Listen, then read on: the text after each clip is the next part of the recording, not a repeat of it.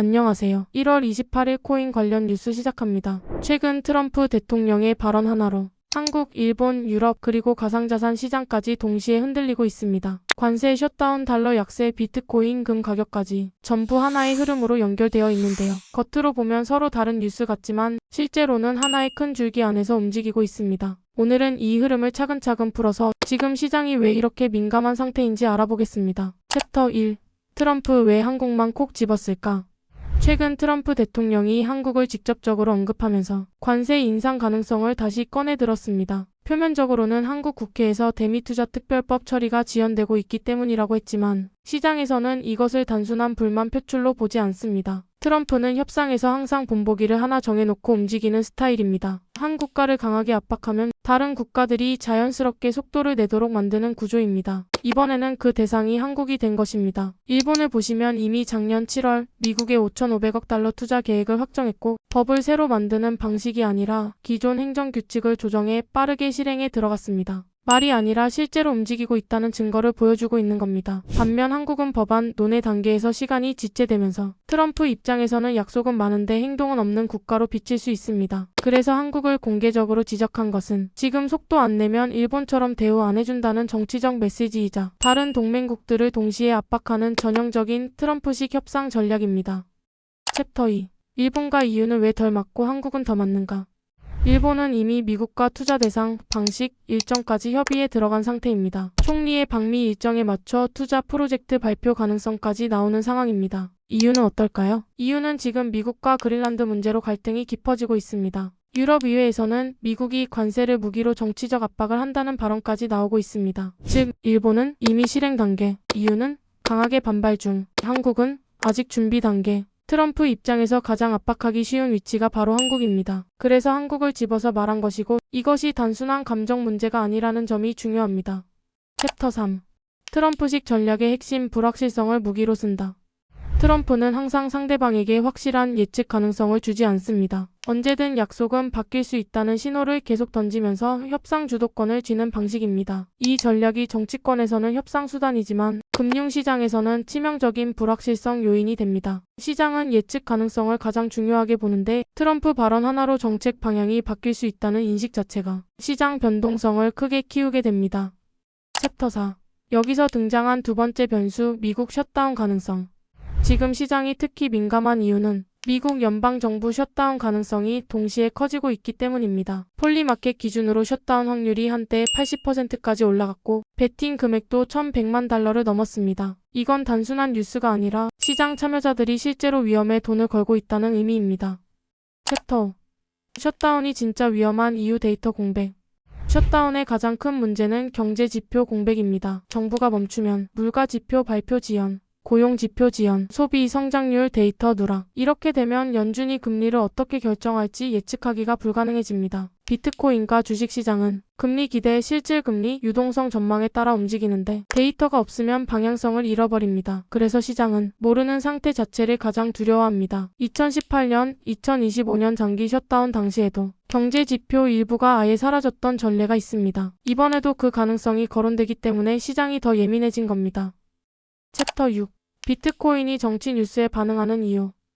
비트코인은 더 이상 단순한 투기 자산이 아닙니다. 지금은 완전히 거시경제 자산으로 편입되어 있습니다. 비트코인이 민감하게 반응하는 구조는 이렇습니다. 정치 불안, 금리 예측 불확실성, ETF 자금 이탈 가능성, 비트코인 가격 변동성 확대. 특히 ETF 자금이 핵심입니다. 최근 한 주 동안 약 13억 달러가 순유출됐습니다. 기관 자금이 빠져나가기 시작하면 비트코인은 생각보다 빠르게 움직입니다.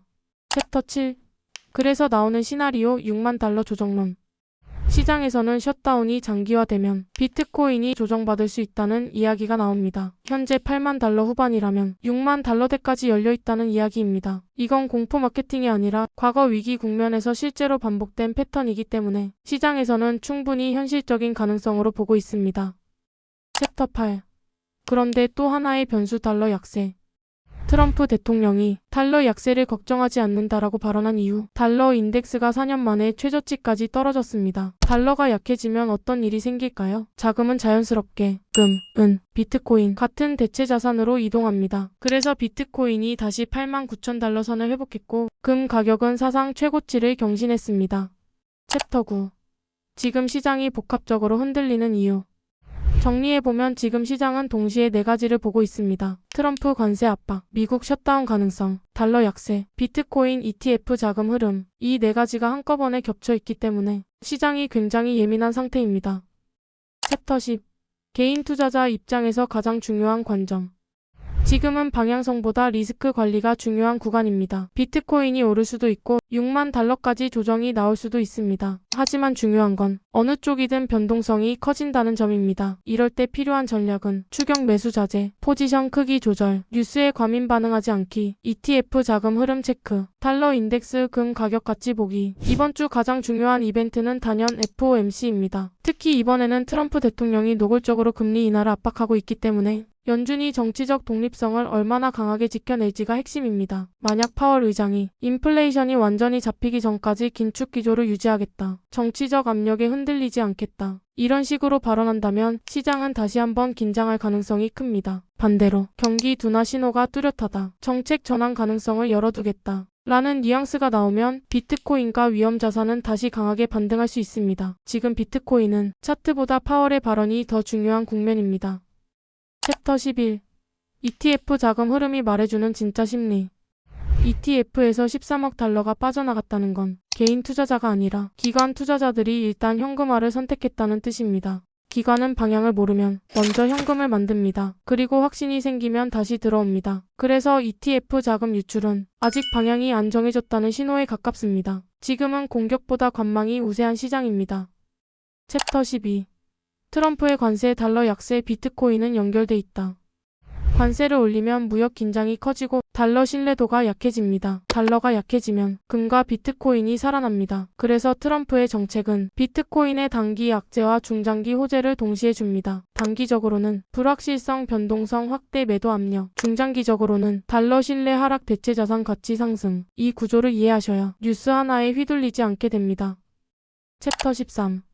개인 투자자를 위한 현실적인 대응 전략.